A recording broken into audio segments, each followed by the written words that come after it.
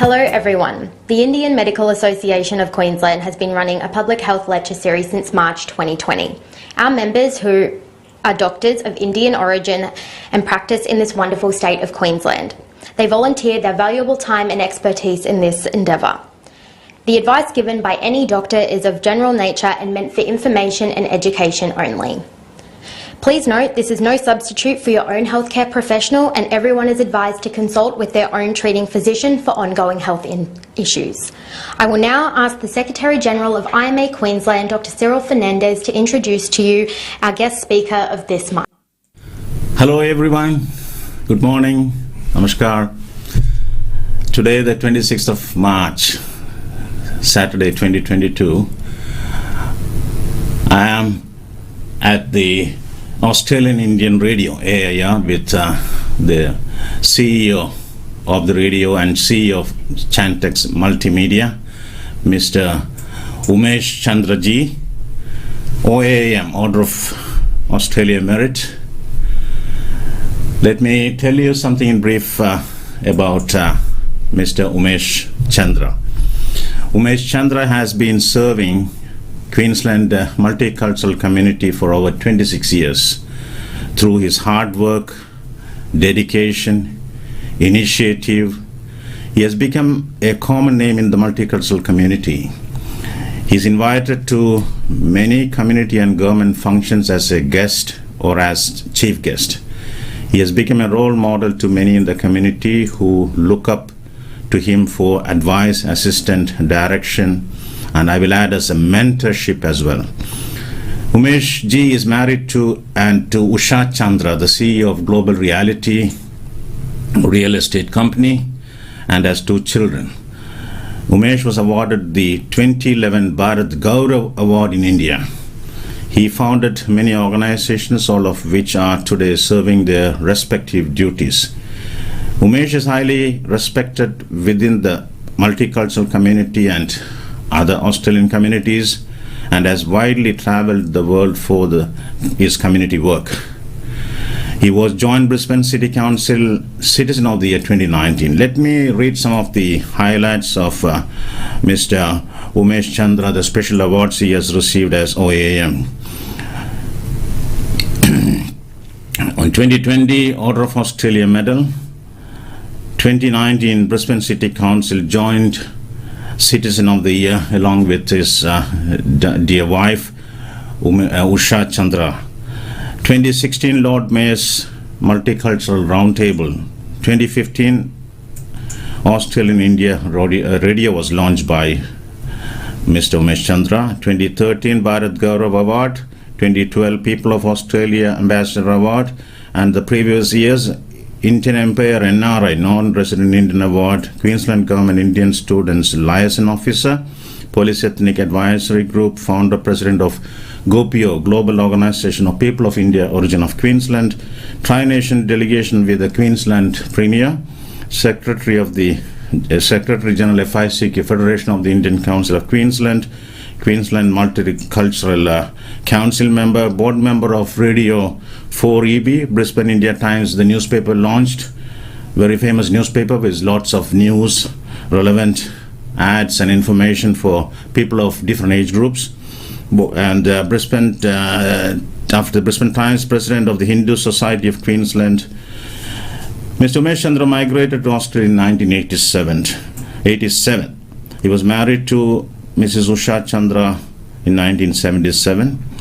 He was born at the BA Methodist Mission Hospital in 1953. The rest, I must say that I take this opportunity to add something in relevant to the Indian Medical Association of Queensland's Aapki Shehat, Your Health program.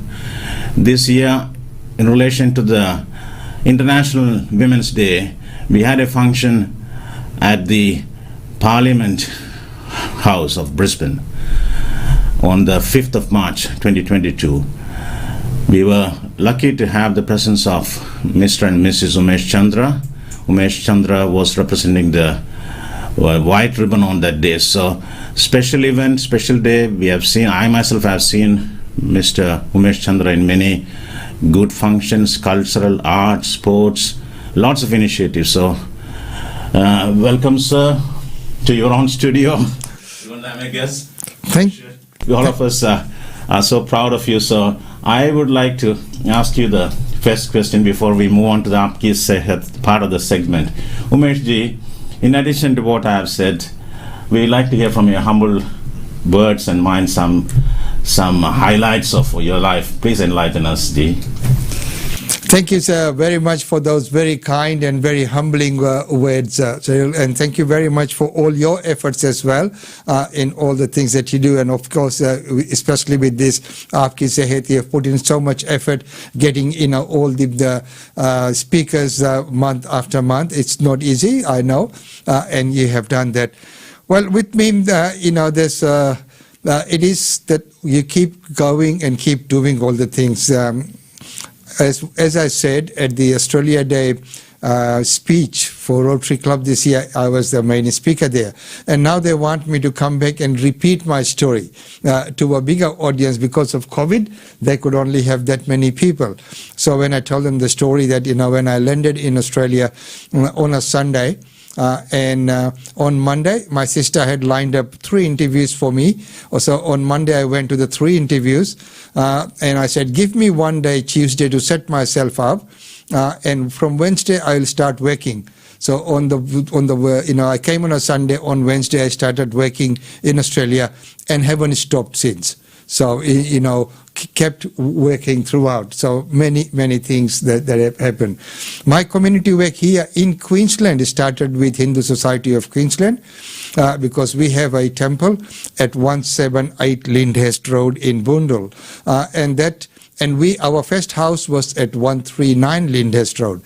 So we used to drive past this property, and that time a senior within our community, Tebat Datta, who this year got the award from Gopio, Queensland, as a lifetime achievement for what he has done. So there are many people in our community who have done so much, but they're now behind the scenes.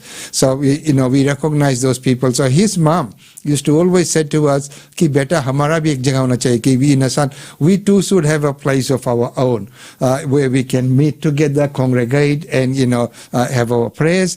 So I was driving past, I hit the brake, reversed, and I said, "Oh, this has got a for sale sign." What I'm talking about is an old Anglican church, but it was overgrown, it was never being used, so it went to auction.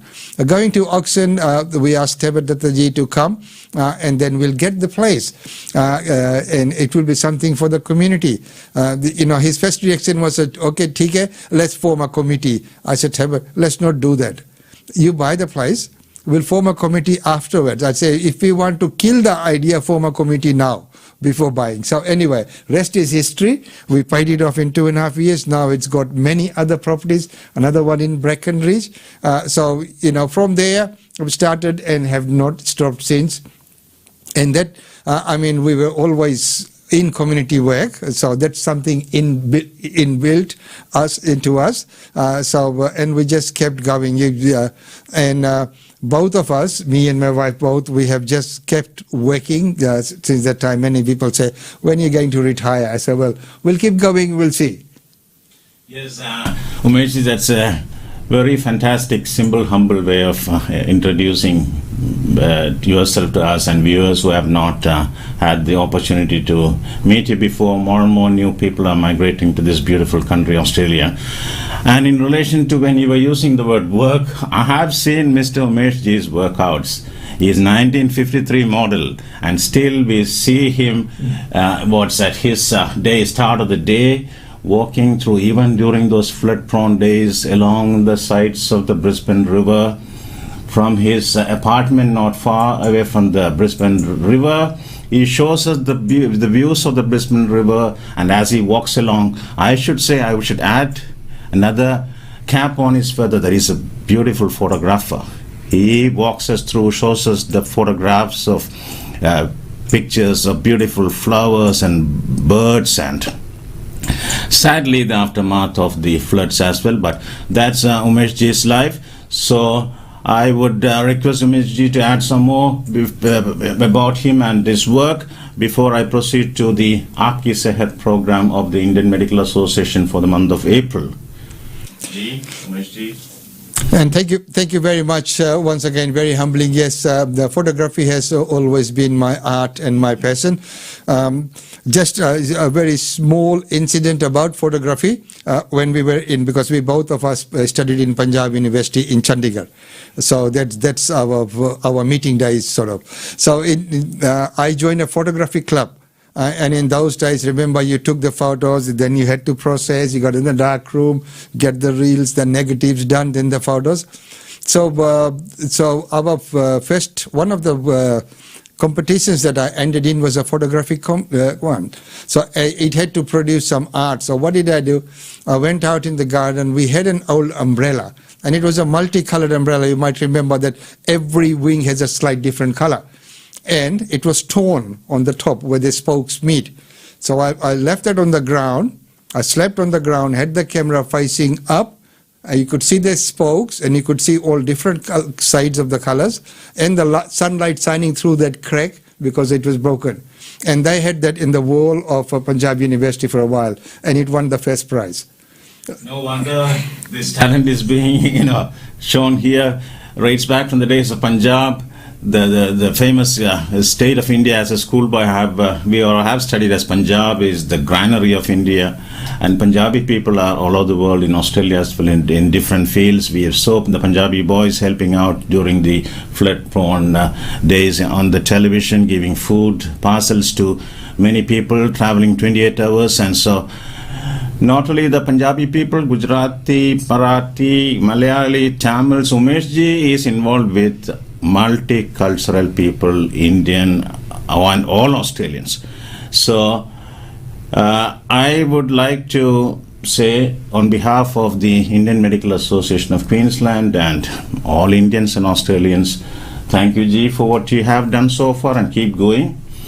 Is it okay if I start the segment introduction of the Aapki Shehat, unless you have to add some more, Umesh Ji? No, thank you very much. Yeah, I think you can start. And when you mentioned in the beginning that we had that function at Parliament House, and I represented White Ribbon. Yes, so I'll just touch a little bit about White Ribbon. So White Ribbon is, as we know, domestic violence is something which is very strong, and many times in our community we have found it is underreported, and there were many things that came out in that meeting that day as well. So what is White Ribbon? White Ribbon is a male-led organization which talks men to men to say, hey mate, this is not okay. This is not on. So our role is to, raising awareness and preventing men's violence towards women. Of course, there's many forms of work, but the main thrust is that. So White Ribbon in Australia was launched a long time back. It's an international body. I was an ambassador, and I was involved with that for a long time here in Queensland. And a few years back, there was a reshuffle of the organization, and at the top level, there's few things that happened. So it has been reinvented, meaning there's a new board of management and a new way that it's moving forward. So I got involved once again, and people say, hey, this is different. People, I don't join an organization because of the, just the people. I've joined this White Ribbon movement for what it stands for, what its message is, and the good thing that it's doing out in the community. So what it does is, what we do is we're going out in the community, raising awareness, talking at many forums, getting people of multicultural background together, and discussing cases and those kind of things. White Ribbon itself is not a front-end service provider. For that, we partner with DV and other organizations, but what we are is raising awareness on preventing men's violence towards women. Thank you, Umesh ji. That was a nice description about White Ribbon after delineating, picturizing a rainbow-colored umbrella and the ray of white light shining through it, and what the White Ribbon is doing, and the expression of, mate, are you okay? So that's what the theme was in the last episode, and it's going to be the next segment of the Aapki Shehat program. The domestic violence prevention and all those things were the topic. And the speaker of that day is Dr. Alka Kothari, Associate Professor and Specialist Obstetrics and Gynecology of Redcliffe Hospital and University of Queensland. Dr. Alka Kothari did speak on the women's health perspective, highlighting the issues of domestic violence and insight to the problem and how to curtail it in our society. They say it's like a curse or an evil which has to go away. So, Umesh ji, let us, and IMAQ members and all members of the community, please listen to what Dr. Alka Kothari has to say. Thank you. I'm an obstetrician by background. As the title implies, domestic violence is something that happens behind closed doors. And what we see in practice, what you as GPs see, what we as obstetricians see, is only the tip of the iceberg.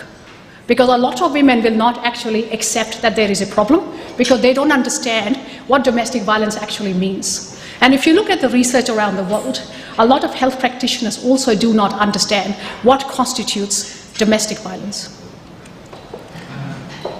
What I'm going to share with you is distressing content. So I'm terribly sorry for the inconvenience, but please do look after yourself. And some of those numbers are there if this works as a trigger for any of you in the audience. Do you remember the news? The front page of the Courier Mail for days in February 2020. Hannah Clark and her 3 children were burnt alive by the husband, the ex-husband, and he killed himself. Do you remember this face? This is Daniel Surtees. Angela Surtees, his wife, poured petrol on him after a fight at the Geelong home and lit him on fire with a cigarette lighter while he was sitting on that couch on their porch. He suffered 80% burns to his body and died the next day. Any of you from the Gold Coast remember this face? Fabiana Belharis. She was murdered by a tomahawk by her husband, Brock. He actually rang the DV Men's Helpline and said, "My name is Brock, and I will be in the news one day for going off. I will be like a time bomb that's going to explode." These are familiar faces. These are everyday events that happen even now, despite us talking about increased funding, increased recognition, increased education in our space, but we obviously need to do more. The numbers from the Family, Domestic and Sexual Violence in Australia, the Continuing the National Story report from 2019, very recent, talks about 1 in 6 women and 1 in 16 women experiencing physical or sexual violence by a current or previous partner since the age of 15. 1 in 4 women and 1 in 6 women have experienced emotional abuse by a current or previous partner since the age of 15. So it could be 1 in 6 people sitting in this room. It could be 1 in 4 women. It could be 1 in 6 men sitting in this room. Think about it for a minute, how common this thing is. The Domestic and Family Violence Death Review and Advisory Report was established by the Coroners Act in 2003 to undertake systematic reviews of domestic and family violence deaths in Queensland. This document is extensive and makes 140 recommendations for frontline workers who are involved in the domestic violence space. The Special Task Force on Domestic and Family Violence in Queensland, chaired by the Honourable Quentin Bryce, was established in September 2014 and delivered a report to the Premier of Queensland in February 2015. And this document is not now, not ever. And the role of the task force was to define the domestic and family violence landscape in Queensland and make recommendations to inform the development of a long-term vision and strategy for the government and the community. And some of the people who were actually involved in developing the document, read that quote from one of those participants. "The bruises go away and the red marks go, but the emotional scarring and the mental abuse always stay. But you just learn to deal with it." The Australian jurisdictions do not share an agreed definition of what constitutes domestic violence, or intimate partner violence, or family violence, or similar relevant terms. But most people agree that this violence can take forms other than physical violence.